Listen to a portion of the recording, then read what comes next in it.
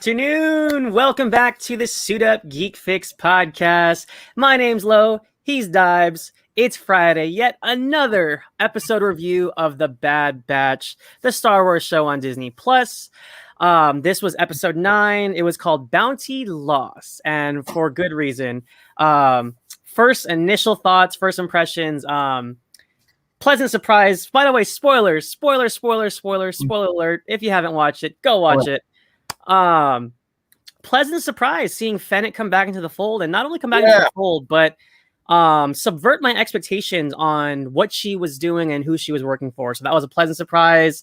As always, Cad Bane's huge reveal last week. We got more of him this week, and it was overall a fun episode, and an episode that I thought Omega got a chance to shine. What about you, Dibes? What were your first impressions of this episode?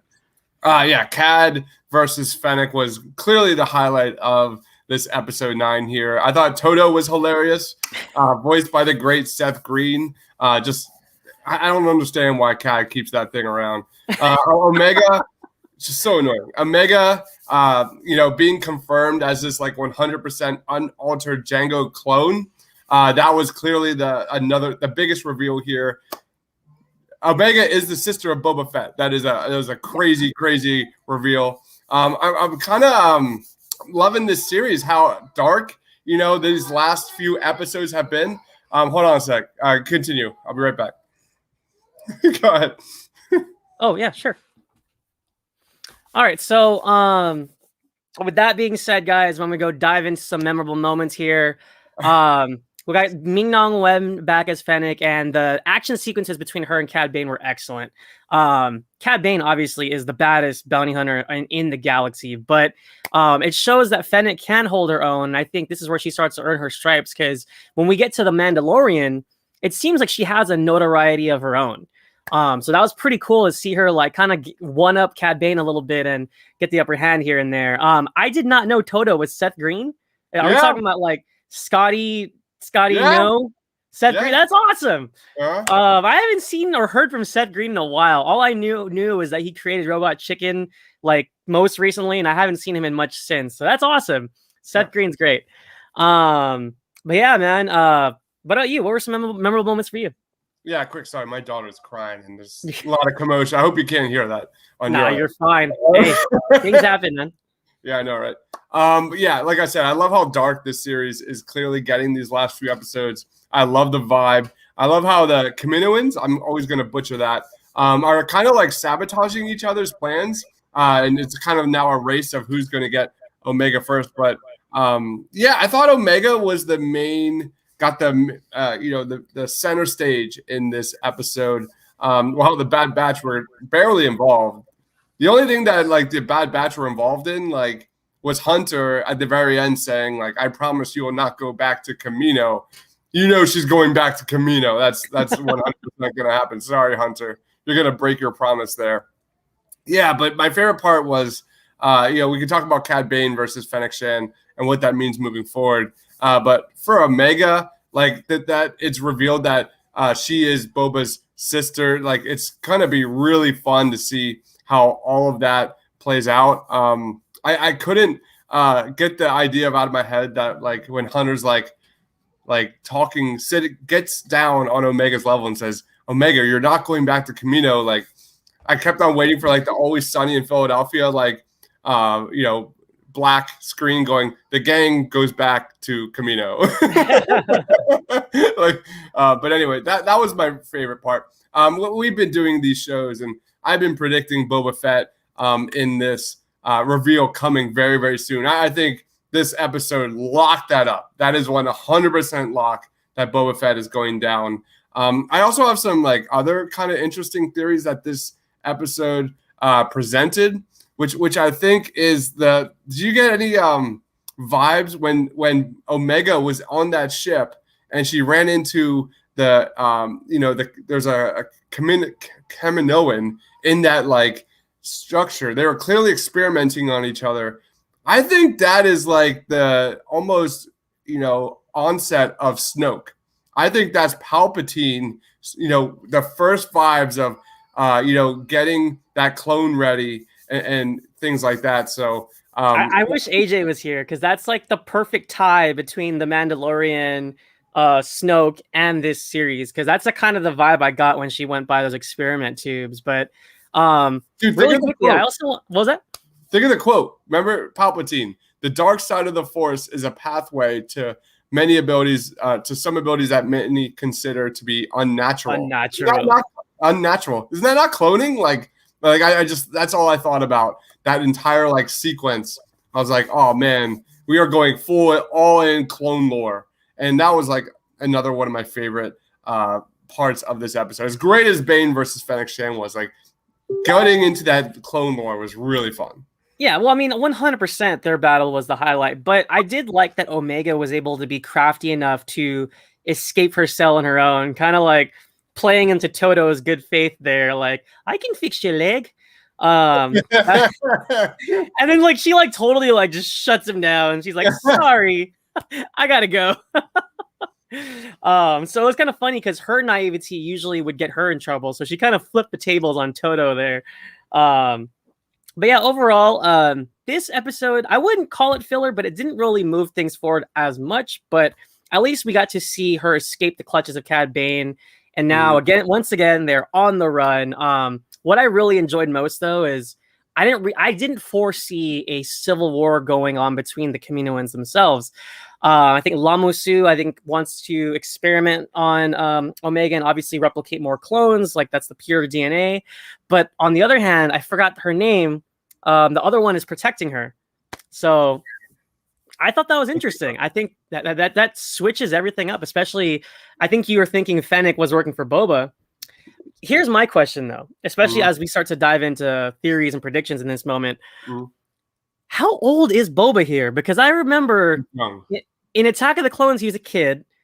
This is just after Order 66. Omega, if they are like unaltered, accelerated growth, like, are they the same age? Is Boba a kid too? I think Omega's like that 10 to 12 range, and I think Boba would probably be in that like 13, 14, 15 range. If I had to, but we don't know where Boba T or something. No, we don't know where Boba is right now. Like in that Clone Wars, he's out. So it makes sense that they would be looking for Omega because A, she's younger. B, she's not like a badass like Boba is. So it does make sense that they're after Omega. So I think he's probably in that 13 to 15 range, if I were to guess. Yeah, that's what I was thinking. And I believe in some episodes of the Clone Wars, we actually see him like on the run doing his own thing, right? Like as like a rebellious kid. Didn't he have like a gang of his own and he was like just a kid? Yeah, so it's been a while since I've seen it, but thank you, Gabe. Mr. Filipinianitis in the house. I'm actually wearing this in honor of my sister-in-law who's in Disneyland, and I'm super jealous. So jealous. Yeah, she's there right now. She just got off of Guardians of the Galaxy breakout. So nice. Have you ridden that, by the way? No, I haven't been to Disney World since 2018. We went to Food and Wine Festival, Disney World, back in 2018 during our 1-year anniversary. It was the greatest ever. It's fantastic. And Avengers Campus just opened up down south in California, so It's super hype. I can't wait. I hope to go at least one more time this year before the year's over. So Gabe says I'll look it better when this Tower of Terror. Tower of Terror is great, man. I love Tower of Terror, but at the same time, like Guardians is great. It was a brilliant way to update the ride, in my opinion. So do you think like we've been talking about this on the reviews, like the more and more I see the way this series is progressing, the more I want to like put money down that we're going to get Cad Bane live action version in the Book of Boba Fett. Same for the reason we're going to get animated Boba Fett in this.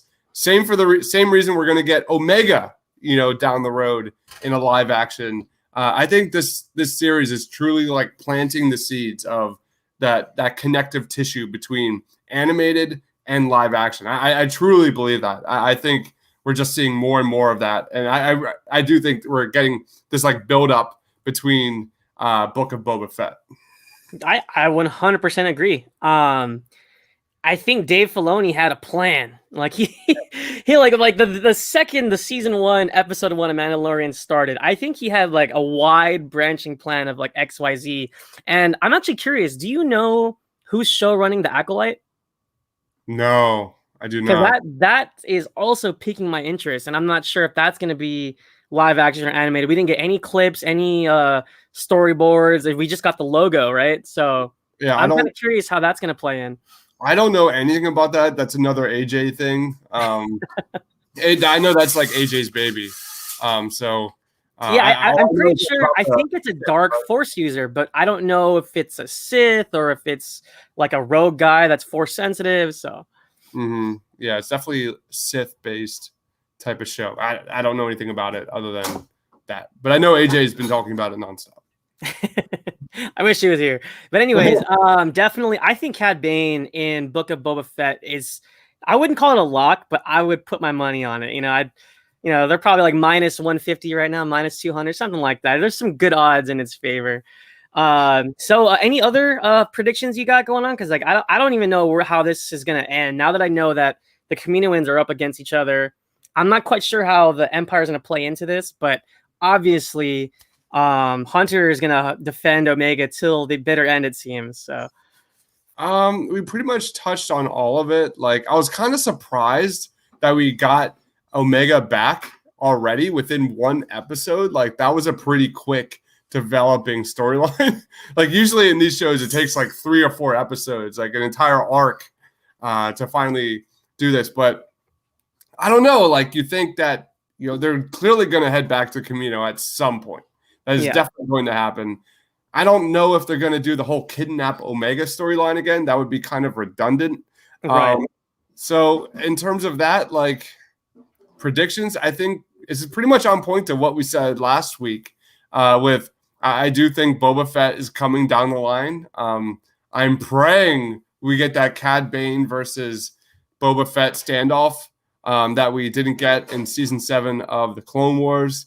No one really knows if it happened or not because it was a deleted scene. And if you look at Cad Bane, he's got like a metal piece in his head. Like, could it have happened and actually Cad Bane survived? I don't know. I honestly don't know. But I love the way this series is projecting. Like, it's getting darker and darker and darker. And like you said, Loretto, I'm very happy that Omega's like definitely maturing before our own eyes. Yeah. Definitely, she did some heroic shit this week with like taking down Toto, and well, I mean, who can't take down Toto? But anyway, but I thought, top to bottom, this was a great episode. I think my only complaint right now is, we've had a lot of filler, but also the emotional beats that we thought would have more weight have just came and went. Like, Wrecker turned, and then it was just like, oh, he turned, and then that was it. Crosshair, he met up with them. Crosshair gets burned, and then they get away, and then Omega gets kidnapped and gets taken back right away. I just feel like the weight of like the story beats are like not hitting as hard as I thought they would. But hopefully, maybe that's because the finales and they'll hit us like a ton of bricks when we finally get to the end. But I just thought that was kind of interesting. So what are your final grades for this episode? Any other lingering thoughts? I'll give this an 8.5. I don't have any other lingering thoughts. I thought it was a solid episode. The tone of it was great. The standoff, between Fennec and Cad was great. Fennec, really showed her value this week, even for like our young up and coming bounty hunter. I thought she was very impressive. That whole back and forth was great. I give it a solid 8.5 for me. Nice. I'm around the same range. It was an entertaining episode. I'll give it an 8 for the battle and for the Omega's development. I especially liked at the very end when she's kind of has her head in her knees and she's really starting to feel the pressure and the despair of like, oh my God, everyone's trying to get me. And the people that I was raised with are trying to experiment on me and put me in a test tube. So that weight, I think emotionally, it was nice to see Omega like start to realize how grave of a situation she was. I think she was very naive in the beginning, like, ooh, I want to see space. But like, she doesn't really know, like, these bounty hunters are out to get her and they're not going to stop. So I think that finally hit her, that realization. So that was nice. And also, as always, Dibes, let's just shout out Kevin Kiner. I freaking love, like, when Cad Bane walks into the room and you hear that guitar and then like Twitch. Like it's just like so freaking cool. Like Kevin Kiner's the man. Just such a fantastic job in terms of the score and the music, which is something Star Wars always does well. So I think that what was that? I have one more theory. Like I said earlier, like I think it totally makes sense for the vibe we're getting, for Dave Filoni to kind of explore that whole thing with Palpatine starting his clone around this time period. Like, what if we got a reveal of Rey's father or something along those lines? That would be really cool. Little cameo in this one. So maybe like just I don't know. That's another like tidbit I had in my head. We'll see. Okay, let's just theorize if Acolyte is live action, or maybe we can get something like what you're saying in either Acolyte or Book of Boba Fett, just like little breadcrumbs. That would be fantastic. I would love to see Rey's parents in some shape or form. That'd be cool. But yeah, I think was that.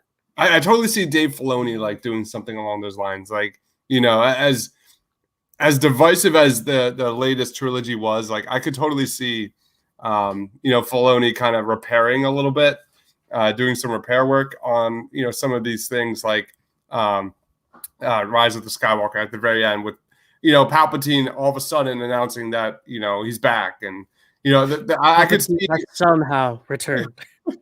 I could like Poe's face is just like, well, it's kind of what he did with the Clone Wars, right? You know, but maybe that's like what he's trying to do here is maybe he plants those seeds in the Bad Batch. But yeah, so I think that about wraps it up. We didn't have too much to dig into today. There's only 6 episodes left. Wait, 10, 11, 12, 13, 14, 15, 17 episodes or 7 episodes left. So we are getting near the end. The finale is coming very soon. If you liked what you saw, please like and subscribe down below. We will do another review each and every week until we get to the finale. You can follow Dives at Mr. Crockpot on Twitter, myself at Marcellus Durden, and please follow us at the Suit Up Geeks. For Dives and myself, we'll catch you guys next time. Thanks for watching.